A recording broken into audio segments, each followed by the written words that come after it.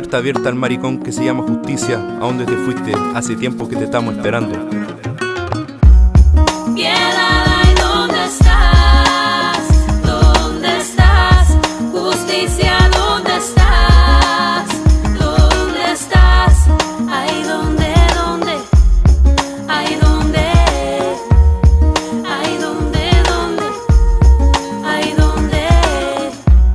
Por las calles camino sin parar y sueño de esperanza y de paz, que un día nos llegue la igualdad y que el frío no me parta la fuerza, porque el alma es tesoro y poder cuando lo material no existe. Todos somos iguales, lo sé, pero lo sabes tú. Piedad, ay, ¿dónde estás? ¿Dónde estás? Justicia, ¿dónde estás? ¿Dónde estás? Ay, ¿dónde? Today, MAV, I think, is an organisation that has got a great future. It's solid. After 25 years of solid work, all the people who initiated this whole concept go back another 10 years before that, the Festival of Nations. So over the last 35 years, there's been a lot of work gone into building a foundation, building an organisation, strengthening that organisation, giving that organisation credibility, and ensuring that it finds its right place in Victorian society.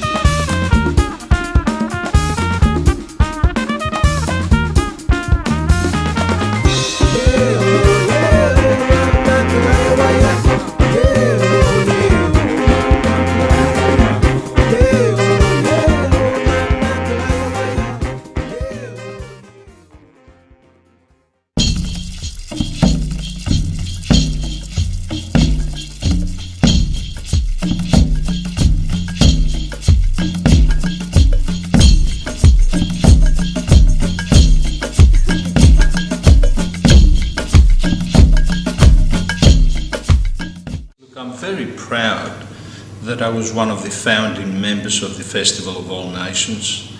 At the time, it was quite a revolution, I'd say, because multicultural arts were not on the map back in the early 70s. In the early days, we were more interested in every group having a go. I remember in the first year we managed to get 7 ethnic groups to participate, and slowly and gradually the number of groups grew after a few years to 40 or 50 different ethnic groups. We feel that we have contributed to ensure that cultural diversity was accepted. I think the festival broke new ground. We made ethnic groups to feel proud of their culture, and that pride, I feel, contributed to them settling more successfully in this country. I remember quite distinctly when one of our activities was the polyethnic restaurant, if you like, at the Lower Fitzroy Town Hall. And we had queues all the way to Brunswick Street. Some 500 people were queuing up to partake in the multi-ethnic restaurant, to taste the different foods that the various ethnic communities were presenting. So I think the festival contributed quite a lot. In those early days, a lot of the advocacy was concentrated on the rights of migrants to be treated equally, but I think the contribution of the festival was to get into the hearts and souls of people through the arts, through culture.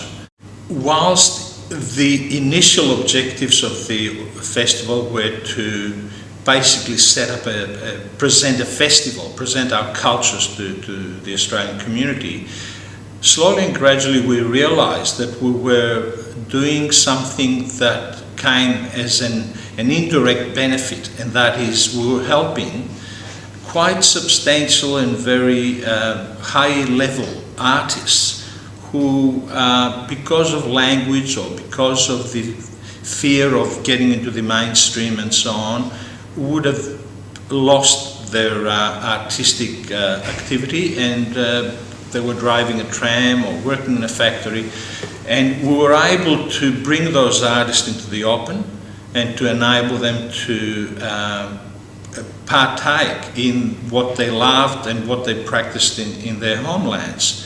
We started feeling that in addition to presenting a festival, a resource centre and a centre that supports artists that have come recently from various parts of the world was an activity that we ought to support. And as that started to become an important activity, we also thought of perhaps changing the name, because the name did not convey that resource support that we were providing. Therefore, Multicultural Arts Victoria seemed to be the name that most of us liked, and we adopted it. So 10 years after the festival operated, we were Multicultural Arts Victoria, and the fact that the Multicultural Arts Victoria continues to operate 35 years or more since the inception of the festival, it sort of proves that the activity that we started as a relatively uncertain experiment has proved us right.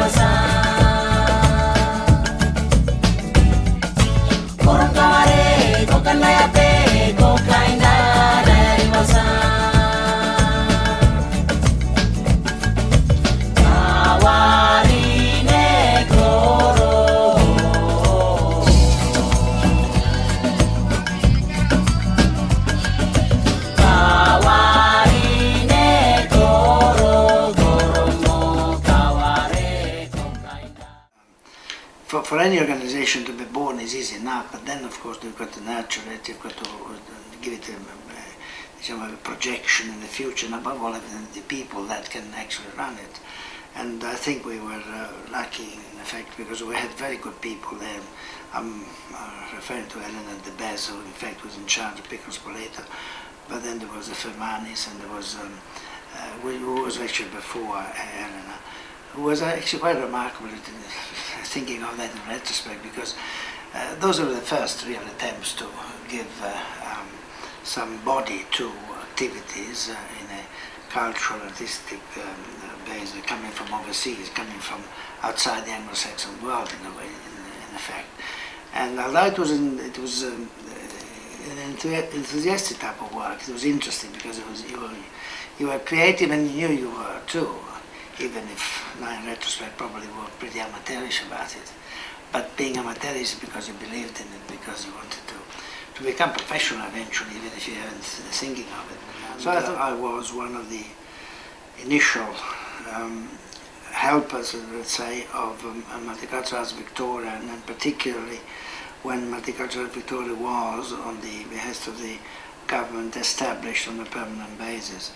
And my function, in fact, was at the stage to do just that, not particularly to run the show for whatever time later, but to establish it, then of course pass it on to whoever might have been okay to take it over. 86 in particular, not only was the establishment before 86, but 86 was the year in which Multicultural Victoria was committed fully to Piccolo Spoleto, which was in fact the local edition, let's say, which was parallel to Spoleto Melbourne Festival of Three Worlds, which had just agreed to be run by the state government, and of course in 1986 was the first edition. The first edition was established under the guidance of Maestro Giancarlo Menotti, who in fact was the artistic director of the festival for 3 years.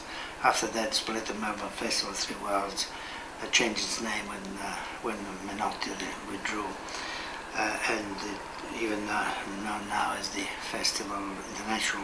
Melbourne International Festival. The name changes sometime. So it was crucial in '86 that MAV not only participated in this big event, which the Spoleto Melbourne was a great event. It was the first big festival of Melbourne. In fact, Melbourne was, after Adelaide, and I don't know what other festival had been running at that time in Australia, it was certainly joining the organization at a high level of international activities in the form of a festival. So from '86 onwards, I think MAV continued and prospered, and it's still prospering. So we set down this, let's say, the basis of it, and we should be commended or condemned for that. The Spoleto, of course, the Piccolo Spoleto, as we call the non-core activity of the Festival of the Three Worlds. Piccolo Spoleto was in fact an establishment of local talent of ethnic nature, and that was very good actually. In fact, I think that that part of the festival was almost faultless, really, thinking back. So that was important. So at the end of it all, we were established. We had some sort of funding the government had committed itself to, and above all, we had people that could carry it through. And the fact that so many years later we're still here talking about it, we must have done something right then. Pero lo sabes tú. I think if they were honest, none of those early day people would say that we would be going 25 years later. Because in some ways, I don't know how the other organisation in ethnic affairs benefited, but we had no benefit from the government at all. It was struggling. In those days, there were a few other attempts at getting Arts of Victoria going, like Spoleto and the Fringe. They all suffered from lack of money. I don't think the government of the day really saw us as important. They probably were waiting for us to wilt and die on the vine. I already mentioned the biggest challenge was to keep it alive and let it prosper. And it's hard to do that without funding. I had a lot of trouble getting the first CEO after we settled in to even get her to function with enough money to allow her to live. And that was the only funding we had, and that wasn't guaranteed. No one, including a politician, came near us. But we had some wonderful people from the community who kept multicultural arts alive and contributed to its success. Some of them are wonderful people that I recall fondly, who thought nothing but what they can do for multicultural arts, not for themselves. Because we didn't have a home. The only thing that was given to us were the ruins, like the catacombs, of what is now the Hyde Hotel. In those days, there was demolition at work. We used to have to go from one room to another to see which one would not fall, collapse on us. And we were working amongst the rubble and the developers. We did many things, but of course in those days you never thought of cataloguing it. We didn't do it because we were promoting ourselves. And of course a lot of people went again in multicultural arts, and of course we never documented that as well. But we relied possibly on goodwill. I believe that people in the early days of multicultural art were responsible for the growth of it.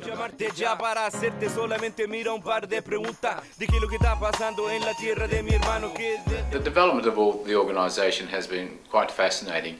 Every chair that I've either have served under or when I act in the role of chair and other chairs have all added new and interesting dimensions of growth to the organisation. So I think they all should be congratulated. I think one picked up from the strength of the other and developed the organisation further, and that's a compliment to the organisation.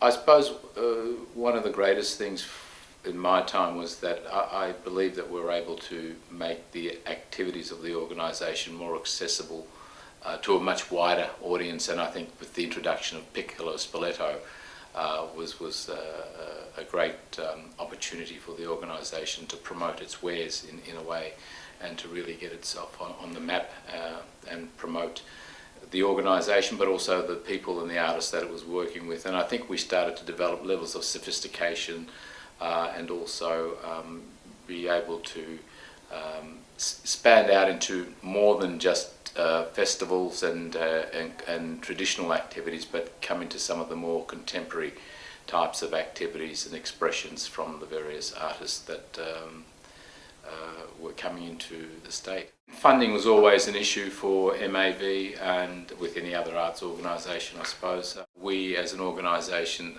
started to have some input into policy during those periods, particularly with the Australia Council and with the Arts Ministry as well. So we were heavily involved in policy development. And I think the frustration of coming to a new country and establishing themselves and not knowing where to go and get that support. And Multicultural Arts Victoria did provide avenues for them, and I think we, not only for the artists, but also we were able to take up some of those issues as an advocacy body. Traditional culture will never go away. It'll always be there, and it'll always, be there in strength, and it'll grow.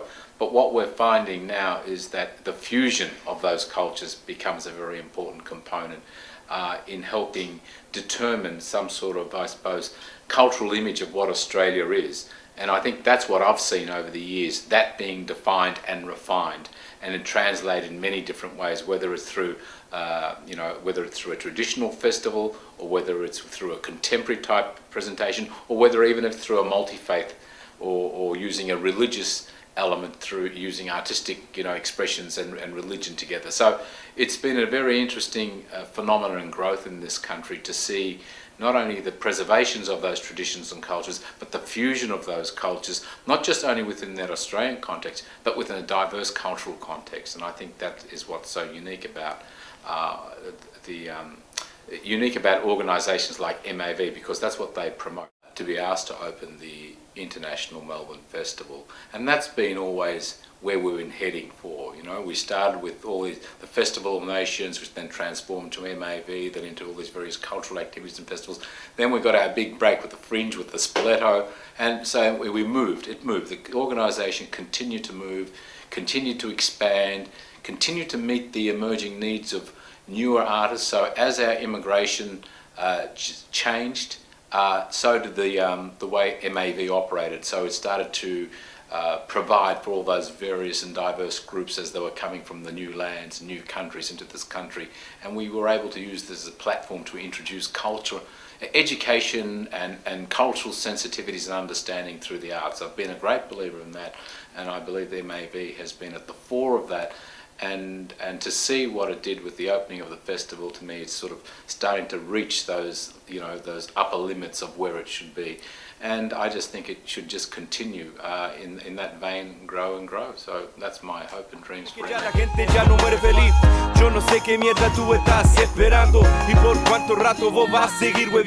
my case, I brought to MAV a dimension of an understanding of the interrelationship of bureaucracy and politics and policies, and how to operate at political as well as bureaucratic levels, and how to play with both. I was fortunate. I had a good exec officer in FOTUS and some very good committee members who were supportive and who had a commitment to the notion of arts and community arts, I think is another way of expressing it. But it was the main concern was to keep the organisation going and to provide some sort of service to the communities that were starting to take us seriously. I think the achievement, interestingly, is the same as it was a moment ago. It was the survival of the organisation. It kept it going and perhaps laid a base for what has later become a rather interesting, if I may put it that way, and I don't mean it in any demeaning sense, but a very interesting and a very good organisation which continues to operate, and if I may say it in a way, it flourishes, and it flourishes, I hope, partly because of the work we did at the time. Multiculturalism, so-called, had not made a major impact in policy terms nationwide. Yes, it was starting to make way, if I can put it like that. In other words, people were starting to accept the need for what was seen as multicultural policies. But what were those multicultural policies? People forget that the arts themselves were multicultural to begin with. I can recall a grand opera season in the late 1940s, a grand opera in Australia, but people went to it, and that was in a sense multicultural, but no one saw it that way at that time. But on the other hand, the growth of ethnic communities, the stabilisation of ethnic communities meant the need to recognise two aspects of the arts. One was community arts, in other words, whether it be folk dance or music or a whole range of arts and crafts practices, and of course the recognition of artists from an ethnic background who might be either working in the traditional formats or trying to make their way in the broader terms of the arts. That was only just starting to happen, and in a sense, MAV in our time, and that's about 7 or 8 years, I think, did obtain some recognition of that. And when government started to examine the need for policies, once politicians and bureaucrats accepted the need for specific policies, we became, in a sense, somewhat more influential in that we were able to influence the development of those policies, even though sometimes those policies developed in ways that we didn't particularly like, but we had to compromise, if I can put it that way. We had to accept what gains we could see in them, even though they mightn't have been going far enough. We made inroads, and we laid the basis for recognition, and I think perhaps I could claim that as an achievement, but without trumpeting it too loudly. I would just hope that MAV continues to do the work that it's doing, allowing for the fact that changes will take place around and adjust to those changes.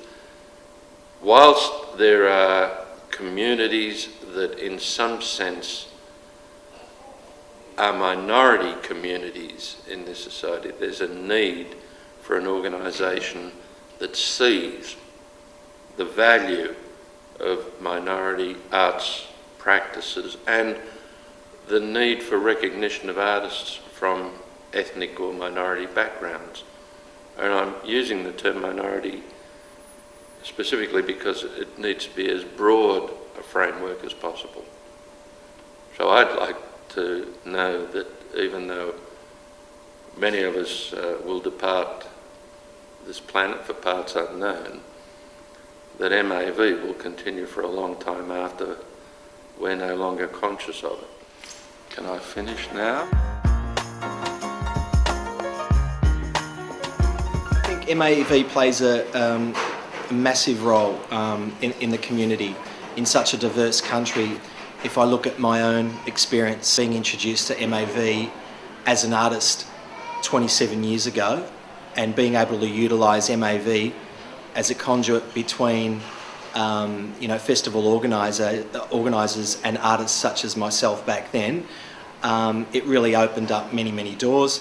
I think 27 years down the track, a far more prominent role in bringing together communities, being able to highly promote artists that really lack the experience in terms of trying to work out exactly how they could best promote their expertise. I think the organisation provides them with a great avenue to be able to showcase arts that we would, otherwise not be able to experience. I was the chairperson between 2001 and 2004.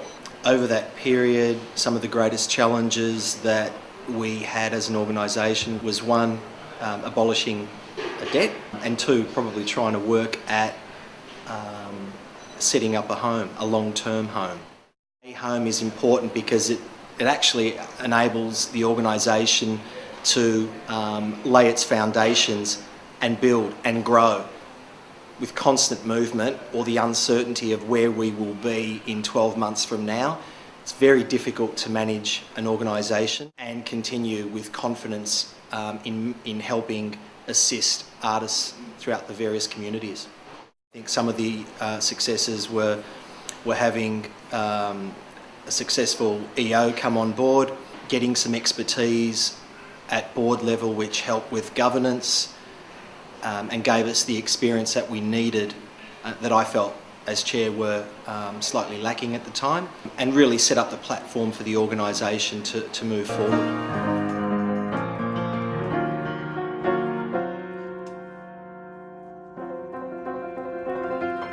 I've been with Multicultural Arts Victoria now for about 6 or 7 years, and chair since 2004.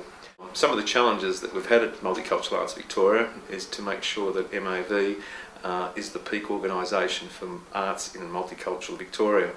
I think that's a term that we've coined because we've said to people it's not just the multicultural side of things, it's the fact that it's art and we're bringing a new dimension to this.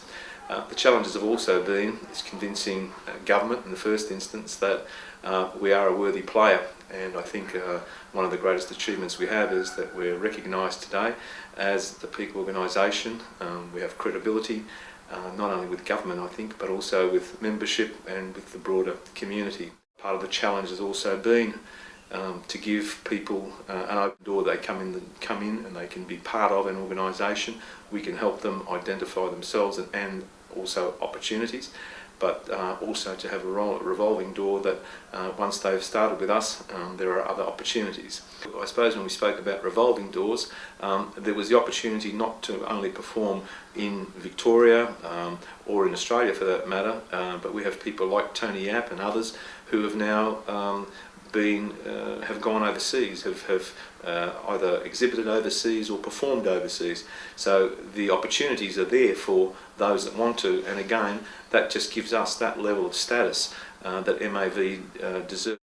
We've got a very good executive officer, Jill Morgan, and we've got fantastic staff as well. Why I say a challenge is because the board started to work rather strategically. It put together a strategic plan, a long-term plan as to where it saw itself, and the executive officer and the staff were critical to that. I suppose the other thing is in terms of major projects, we've had a number of major projects and initiatives. One of the major ones which I think has given us a great deal of credibility, has also been recognised by government is the Mix It Up program, which is with the Arts Centre. Again, a fantastic program which is now a leading practice being used by others. We've also had great programs with the ABC. One of our greatest achievements over this recent period, this 25th anniversary period, was the opening of the Melbourne International Festival, again putting our artists out in the mainstream and mainstream Victoria, acknowledging the fact that these artists are quality acts. I suppose another one of our major initiatives has been that we've been out there selling the whole issue of arts in a multicultural Victoria. What that means is we've undertaken a review with the Victorian Multicultural Commission, which is one of our partners, and we developed the Way Forward report, working with Arts Victoria and working with others. As a result of that, there was an advisory council that was initiated, and following that there was a ministerial board on multicultural arts that has been established by Minister Koski. And that's a great achievement because we now sit at a table collectively with all the main players looking at where arts in a multicultural Victoria are going to go. Our current challenge is to find a venue, a home that will allow artists to perform, will allow Multicultural Arts Victoria to have reasonable offices, but most importantly that will attract other people who don't normally have exposure to arts in a multicultural Victoria, to be able to come to a venue, see that great talent that we have, and also to learn to respect also that diversity. I think another major role that MAV will play is in the development of government policy. I think the fact that we've now been able to show that we are very balanced in our approach. It's not just about MAV, but it's about an overarching policy and how we contribute to Victorian arts policy. I think government appreciates that, and I see us continuing to play a major role in that area. Nationally, I think we also can play a major role. We see states and territories who are also have similar organisations, or some of their organisations which are now having certain problems. We've also become a bit of an advocacy body, an advice bureau for some, to assist them, and again we're more than happy to continue to share our knowledge and our expertise. I also see the future, the board of MAV will continue to play a major role in structuring how this organisation grows, and that's important because governance is crucial. And we have some, as I mentioned before, some very, very strong people who on the board who are experts in the area of governance, and that should also give membership a lot of confidence. Financially, again, the organisation will continue to look at making sure that it's financially responsible, and it needs to continue to attract government funding. And I suppose one of the messages that we have to many of those that work with us in terms of the work that we do, it's very pleasing to hear that, and the recognition we get, that we are an organisation that's needed, that we do all this great work, but that also needs to be reflected in funding. And I suppose our message to government is that let the work that we do be reflected in the amount of funding that we attract.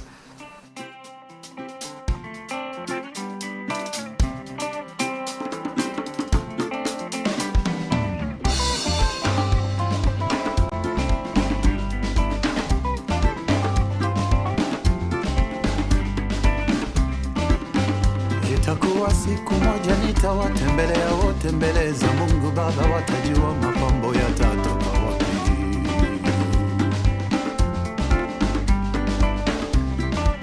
Ndiyo maana nilimupa Mungu pande zangu zote za mwili wangu, ili aweze kunitakasa Mungu wewe.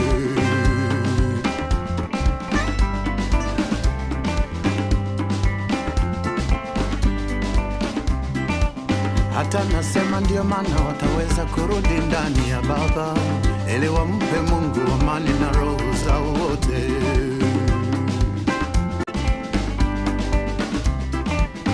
Lusambo wanye, Lusambo wanye,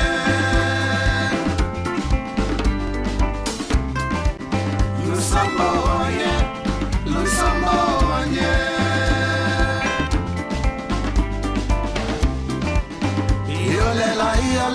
Yolela mama we,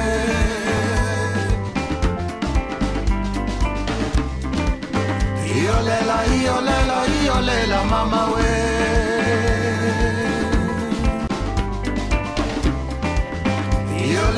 yolela mama we,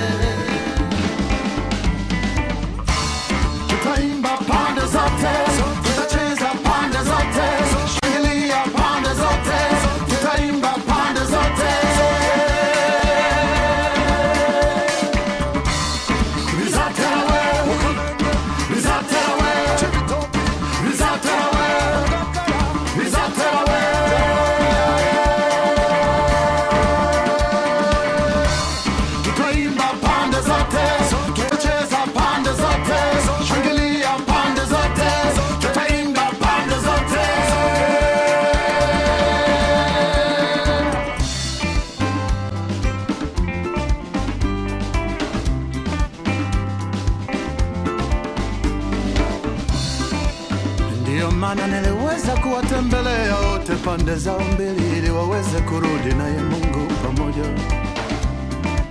Hata kila siku nitarudi nyumbani ili waweze kukumbuka pande zangu nilizotoka huko nyumbani, watarudi naye. Ndiyo maana nitakuwa agano kwao katika fungo la mwili. Hiyo ni penzi Mungu aliweza kuwapa ili wawe pamoja. Sikia nakwambia wewe, anitalakiwe.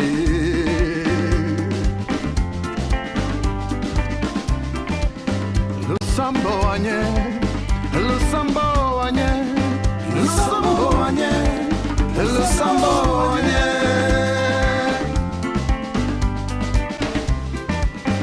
Lusambo wanye, Lusambo wanye.